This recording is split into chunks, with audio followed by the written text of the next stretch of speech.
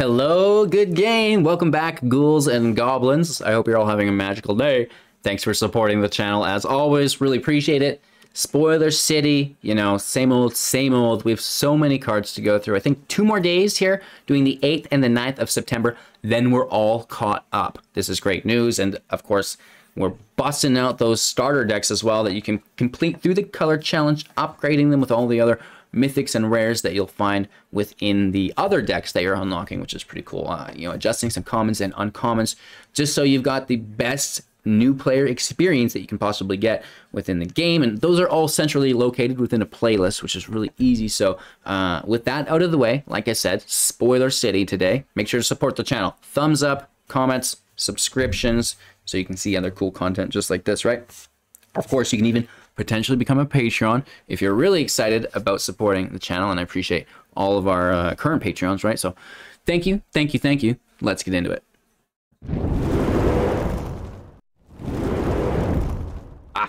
I'm too slow. I didn't make it in time. Shh.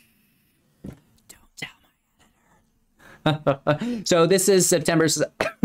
Excuse me. Definitely don't tell my editor. You're coughing on channel, man. He's got the COVID. Get out of here. Stay away. No, I'm just kidding. I don't.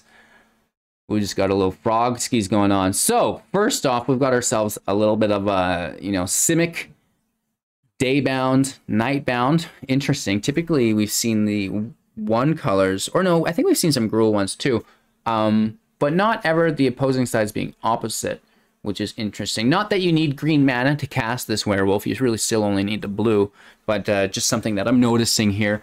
So getting that above my fat head, just like last time, I really need to be aware of that more. It's a 1/1 for 2, can't be blocked, and whenever it deals combat damage to a player, draw a card, then discard a card. That's a Daybound side. Nightbound, it's a 2/1, also can't be blocked, and whenever it deals combat damage to a player, draw a card. No discard, though. So that's a lot better, right? That draw a card, very, very good. Draw and discard, you know, it's not bad. It's definitely positive value, but it's definitely not just draw a card, you know what I mean?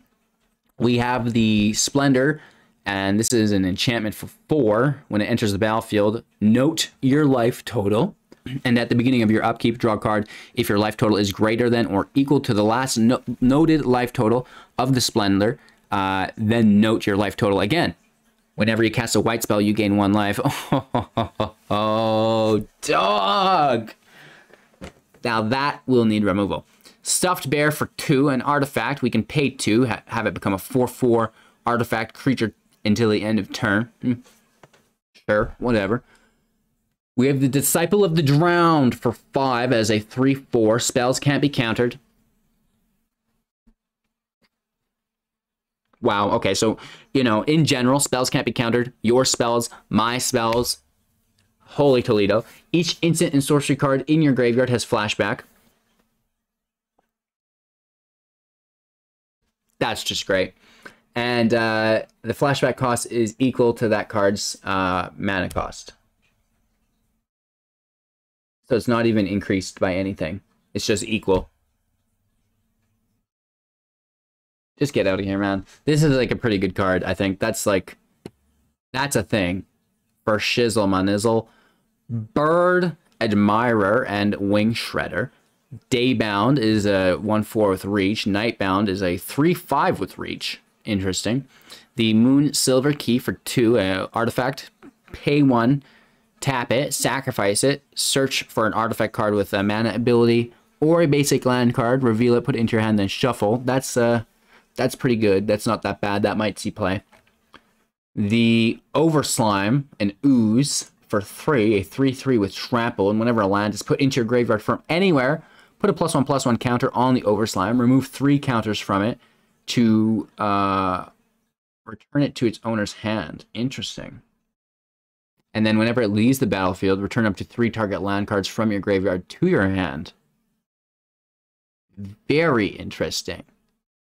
This could be used, like, I know we're not using that right now, but Lotus Field, I think it was called, right? That one where, you know, you had to sack 2 lands to play it, and then it tapped for 3 mana or whatever it was. And then you could bring those lands back that you sacrificed. This Overslime you know, that could be cool in different formats. I think I'm not sure how competitive this is going to be in this 2022 format, but it's nice to see an Ooze Commander at the very least, right?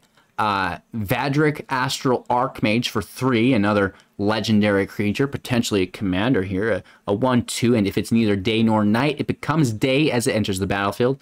Instances and sorceries you cast cost X less to cast, where X is Vadric's power. Uh-oh, that's abusable.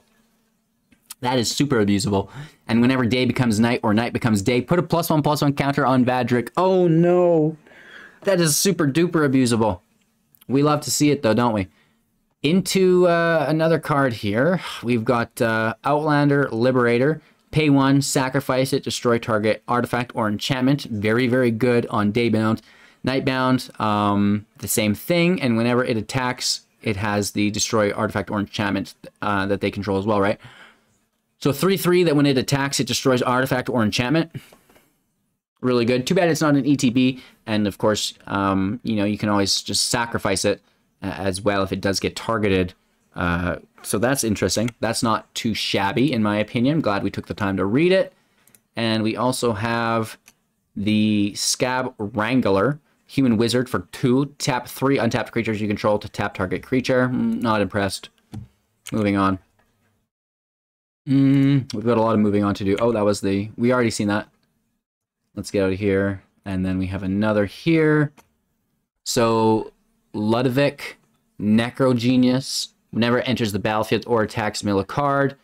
We can pay X plus 2 blue, 2 black to exile X creature cards from your graveyard to transform it. X can't be 0. Activate it at sorcery. It's a 2/3. Transformed version is a 4/4, and whenever it transforms, it becomes a copy of one of the exiled creatures, except this card's name is Olag Ludwig's Hubris. Its power and toughness is 4/4. It's a blue and black legendary zombie. Put a +1/+1 counter on it for each exiled card. Now that is interesting. Really cool. I mean, really expensive. But in a Reanimator deck, like that is you could get some cool stuff going with this, I think, potentially. That's going to need further investigation. Moving on, we'll just snag this one quick, and then we can zoom back in. The Dawnheart Headwitch, protection from werewolves. That's going to be sick. Human creatures you control have tapped, add 1 mana of any of this creature's colors, so Lesnia colors. We can pay 6 and tap it to put a +1/+1 counter on each creature we control. It's good mana sink, I guess. The protection from werewolves is nice. I want to build a lot of werewolf decks. I guess I'll be doing humans as well. All right, so we have Rem Calorus Stalwart Slayer, LOL. Did I get any of those words right? This is a 2/3 with flying and haste, and if a spell you control would deal damage to, or if a spell that would deal damage to you or another permanent you control, prevent that damage. So we seen this in like Tajik kind of for 3 mana. If a spell would deal damage to an opponent or an opponent or a permanent an opponent controls, it deals that much damage +1 instead. Wow. Okay, so this is actually really good. It's a knight as well, which is interesting. Flying and haste. You know, this just screams Tajik. It's a little bit different, but so similar. Filling its spot, I'd say. The Sigardian Savior for 5, 3/3 with flying. When it enters the battlefield, if you cast it, return up to 2 target creature cards with mana value 2 or less from your graveyard to the battlefield.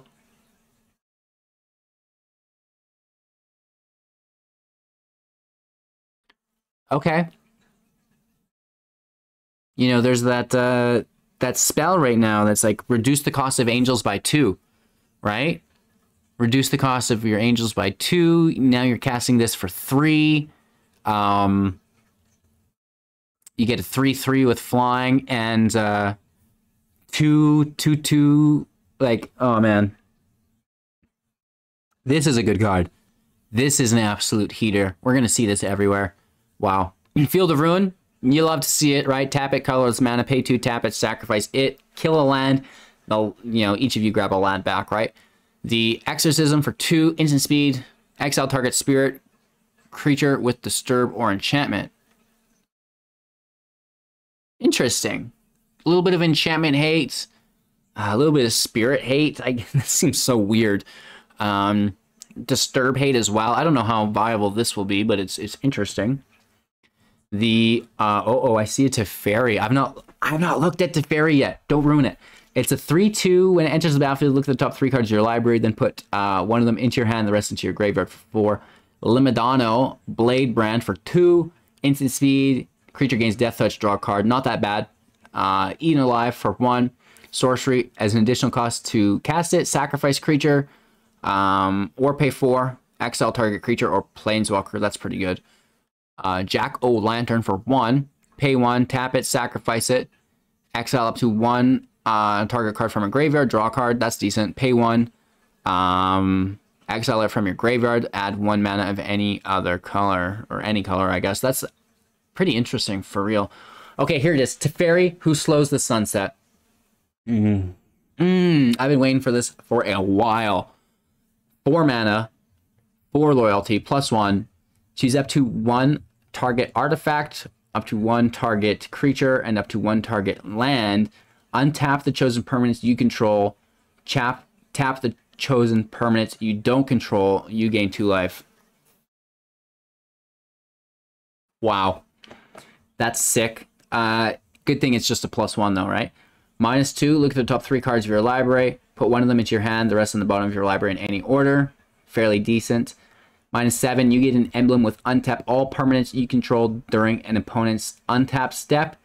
You draw a card during each opponent's draw step. Holy moly, this is so good in 4-player Commander. You untap your permanents multiple times. That is ungodly. Wow. This card is going to be worth $1.50. I can't even. That is so good. Moving on, we have Rite of Oblivion. Sorcery speed is an additional cost to cast this spell. You'll have to sacrifice a non-land permanent. Exile target non-land permanent for 2. Sorcery speed, you know, it's not bad. That's really nice removal, and it's cheap, right? That's budget friendly as an uncommon. And then we have the Bereaved Survivor for 3. Whenever another creature you control dies, transform it. Sure. And then as a 3/2, whenever it attacks, return target creature card with mana value 2 or less from your graveyard to the battlefield, tapped and attacking. No. This is pretty good. Whenever another creature you control dies, transform it. And then as this attacks, you get to bring it back. Oh, wow. This is like really good, I think, right? You could be using like an aristocrats thing where you're sacking like a village rights or decisive, whatever it is. Sack a creature, draw, treasure, attack, bring that creature right back. This is a very good budget card for mono white. Morbid Opportunist for 3, a 1/3 human rogue. Whenever one or more other creatures dies, draw a card. This ability triggers only once each turn. Sure. The Hound Tamer, Untamed Pup. Pup's a 4/4 Nightbound with Trample. Other wolves and werewolves have Trample as well. Pay 4, put a +1/+1 counter on target creature. Daybound 3/3, and it has the same ability for 4. Sure. The Slaughter Specialist for 2, a 3/3. When it enters the battlefield, each opponent creates a 1/1 white human creature token. Whenever a creature an opponent controls dies, put a +1/+1 counter on the Specialist. That's pretty good for 2. I'll allow it. It's a Vampire Warrior as well. Interesting. And then we have the Pious Apprentice for 2, a 2/3 with lifelink. Cards in graveyards can't be the targets of spells or abilities. Interesting. That shuts down Reanimator. Disturb for 4, allowing us to get out this Pious Apparition. A 3/2 with flying. Whenever one or more creatures are put into graveyards from anywhere, investigate, triggering only once a turn. And then when it dies, it goes to exile. We have Butcher the Lineage, instant speed for 3. Target creature gets -5/-5. Target creature tokens get -2/-2. Nice. So that's pretty good single target, even getting through indestructible, or you're wiping the field of those tokens. That's a good card. That's a good one. I like that quite a bit. Just what we needed. Right? Another Cry of the Carnarian, basically. Something like this, right? The Unnatural Moonrise for 2 mana, sorcery speed. It becomes night until the end of turn. Target creature gets +1/+0, trample, and whenever this creature dies, whenever this creature deals combat damage to a player, draw a card. I can't even read today. So it makes it night for 2 mana until the end of turn. One creature gets buffed up and trample, and when it dies, I'm doing it again. Whenever it deals combat damage to a player, draw a card. So this is going to be used, and it has flashback for 3. For 4. This is going to be used basically, I think, just to make it become night. You know, the draw card is good. The trample is not bad. I think this is this is fairly decent. I don't want to call it and say that's a great card, but there's definitely value there. So that was September 8th. Moving on before I have a complete meltdown. Let's get into it. Sneak into Festival. I'm sure that's the proper translation. LOL. Sorcery speed for 6 mana. Look at the top 5 cards of your library. Put 2 permanent cards with mana value 5 or less from among them into the battlefield. The rest on the bottom of your library in random order. Flashback for 10. So at 10, you're just getting your value back, right? Still pretty cool, though. Whatever. If it gets countered, then that's really bad, though. And then the first cast of it for 6, you're potentially gaining 4 mana in, advantage. Not bad. The Voldaren Scion. This is a 3/3 with first strike, and at the beginning of your post-combat main phase, right? That's your second main phase. Look at the top X cards of your library, where X is the total amount of life your opponent lost this turn. Exile one of those cards and put the rest on the bottom of your library in a random order. You may play the exiled card this turn. A Vampire Noble. I mean, it does have the draw effect to it, so it's not bad. 3/3 with first strike for 3 is not bad either. Not bad. Phantom Carriage for 6. It's a 4/4 with flying. When it enters the battlefield, search your library for a card with flashback or disturb. Put it into your graveyard, then shuffle. Whatever, right? The Dreadhound for 6, a 6/6. Holy Toledo's. This screams limited. When it enters the battlefield, mill 3. Whenever a creature dies or a creature card is put into the graveyard from a library, each opponent loses 1 life. That's pretty nice. It's like a really bad Conrad. For 4 mana. Firmament Sage. Human Wizard. If it's neither day nor night, it becomes day when it enters, and whenever day becomes night, or vice versa, draw a card. Ooh. Oh, oh, oh. That is nice. That is really, really good stuff there. 4 mana, a little expensive. 2/3 probably gets removed, but a good ability. Sunrise Cavalier for 3, trample and haste as a 3/3. That is good. That is real good. If it's neither day nor night, it becomes day as it enters, and whenever it becomes day or vice versa, put a +1/+1 counter on target creature you control. Wow, that's a good card. That is a heater. That's an uncommon card. That's not even rare. Oh, wow. See, that's what I mean. Arena's really been going out of their way. Well, not Arena, but Magic, to support, those really good uncommons for you guys. We've seen it for a while, since Ikoria, I feel like. Or at least that's when I started paying attention. Fading Hope. Return target creature to its owner's hand. If its mana value is 3 or less, scry 1 for 1 mana. Yeah. Yeah. That is good. That's like a really good unsummon. That scry 1. Mana value 3 or less is straight fire.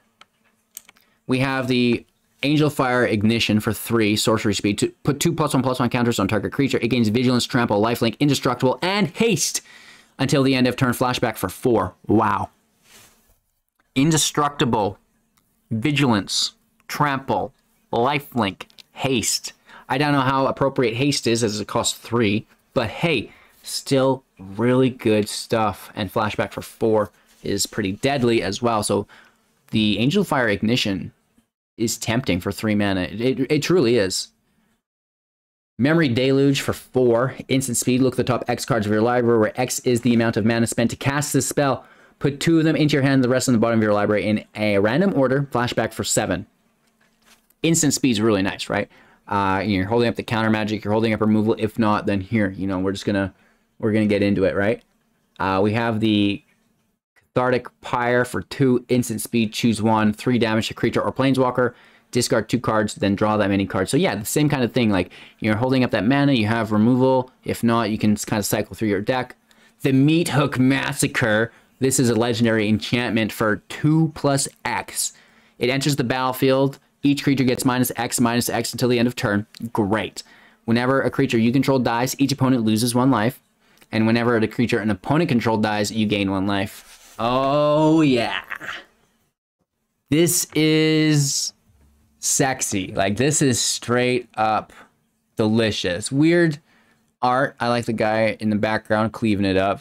Just hanging a single hand seems weird. Just put it in a pile. You don't need to hang it. You got to get it up off the ground so it doesn't get hit by the -X, right? Yeah, removal, life gain, life drain. This is sick, right? You know, you cast it for 3, -1/-1. Cast it for 4, -2/-2. For 5, -3/-3. That's pretty good. And then, you know, just like that static ability that you get on top of it is deadly. Burn Down the House for 5 as a sorcery speed. Choose 1, dealing 5 damage to each creature and each planeswalker. Field wipe. Create 3 1/1 red devil creature tokens. When this creature dies, deal 1 damage to any target, and they gain haste until the end of turn, right? So that's 6 damage with Burn the House Down or Field Wipe. That's a good card. This is really good. You're going to see this all around town. The Sunstreak Phoenix for 4. I love Phoenixes. You know, my original logo that you guys probably are familiar with. If you're big time fanboys, or hopefully, you know, the fan ladies. It's a Phoenix, right? I love the Phoenixes in Magic. Always have a 4/2 with flying, and if it's neither night nor day, it becomes day when it enters, and day becomes night, night becomes day. If you may pay 2 if you do. Return the Phoenix from your graveyard to the battlefield tapped. Ooh. Ooh. Burn it down, baby. I love it. Then we have the Smoldering Egg and Ashmouth Dragon. Dragon's a 4/4 with flying. Whenever you cast an instant or sorcery spell, deal 2 damage to any target. Deadly. That's really good. 4/4 with flying, dealing damage to any target whenever we cast. The 0/4 Defender for 2, and whenever you cast an instant or sorcery spell, put a number of Ember counters on the egg equal to the amount of mana for that spell. Then if the egg has 7 or more counters on it, remove them, transform it. Yeah, that's good. That is a very, very, very good limited card. And it is probably able to be played and constructed. Like, you know, the dragon subtype here really is going to help out here. I like that. You know, there's the Dragonkin Berserker, reducing the boast ability for each dragon you control, right? That's going to be great. The Vivisection for 4 sorcery speed as an additional cost to cast, sacrifice a creature, draw 3 cards. Not too shabby. The Hallowed Respite for 2 sorcery speed, rare within Selesnya color, Azorius colors, blue and red. My head has turned into soup, white and blue. My God. Exile target non-land creature, then return it to the battlefield under its owner's control. So we're regaining an ETB there. If it entered under your control, put a +1/+1 counter on it. Otherwise, tap it, right? So you can stop your opponent's attack, right? Actually, you can't because it's sorcery speed. But you could tap it and get an attack in, right? Or you could just put it on your creature, re-get that ETB, put a +1/+1 counter on it, and the flashback is nice. It'll see play. It'll see play for sure. Blood Tithe Collector for 5, 3/4 flying. When it enters the battlefield, if an opponent lost life this turn, each opponent discards a card. Not great, not bad. Then we have the Death Sprout and the the Bonnet Hulk, a 3/3, and at the beginning of upkeep on your turn, right, your upkeep, you may exile a card from a graveyard. If a creature card was exiled this way, put a counter on it. Not that great, but whatever, it's something. Good and limited, I guess. And the fungus for 1 as a 1/1, and at the beginning of your upkeep mill card, then if there are 3 or more creature cards in your graveyard, transform it. Yeah, sure. Then we have the Strangling Grasp. This is the backside of Vengeful Strangler. As a 2 mana, 2/1, can't block. Whenever it dies, return it to the battlefield transformed under your control, attached to target creature or planeswalker an opponent controls, right? So enchant creature or planeswalker an opponent controls, just like it states. And at the beginning of your upkeep, enchanted permanent's controller sacrifices a non-land permanent and loses 1 life. Yeah, so we want to put this on something that they don't want to lose, right? This is pretty good removal, unlimited. Then we have some stuff to get through here. The Tolvar's Huntmaster and Tolvar's Pack Leader. Daybound is a 6/6. Holy moly. When it enters the battlefield, create 2/2/2 wolf tokens. Wow. And then when the Pack Leader enters the battlefield, create the wolf tokens as well. We can pay 4. Another target wolf or werewolf you control fights target creature you don't control. That's good. That's really good. A fight effect that you can just dump into. Polkranos, the Unchained, was like this as well, and just massive value hidden there. And that brings us up to date. No, it doesn't. We've got 2 more. Fateful Absence for 2. Destroy target creature or planeswalker. Its controller investigates. Yeah, that is good. This is really, really good stuff. They get the clue token to draw, but just remove their bigger threats. Primal Adversary for 3. A 4/3 with trample. When Primal Adversary enters the battlefield, you may pay 2 any number of times. When you pay this cost 1 or more times, put that many +1/+1 counters on the adversary. Then up to that many target lands you control become 3/3 wolf creature tokens with haste and are still lands. So for 5, this doesn't have haste, which is kind of a bummer. It would be nice if the adversary had haste itself. But those lands gaining haste as 3/3 are very good. You know what I mean? Like, your opponent uses a field wipe, right? You kind of hold this late game as that card advantage. The last card in your hand, you're playing all your other creatures. Big field wipe. Now you've got a bunch of mana to sink into it, right? And then you can... But you don't want to... So at the same time, does it untap the lands? No. Yeah, so you won't be able to sink all of your mana into it. You'll have to leave the lands untapped that you want to attack with haste. But nonetheless, I still think that it's really, really, really good. I don't mind that at all. One last refresh. That's it, you guys. That's September 9th. We might be missing a few, but we'll get it in the next video. Favorite cards spoiled in this video. I like Tolvar's Fight Effect. That's really good. Even though it's expensive, I think it's still... It's worth it, right? The Phoenix just, I think, is really cool. Burn the House Down and the Meat Hook Massacre both seem like really healthy field wipes for us. The Angel Fire Ignition is neat. The Human Knight here that has Trample and Haste as an uncommon is like insane. Typically we look at rares and mythics here, but that is so good. The Vampire for Strike, it is what it is. I don't know if it's super good. I do like it quite a bit, though. The Specialist, obviously the Adversary looked ridiculous. The Survivor and Avenger, is another uncommon card that just seems way too good.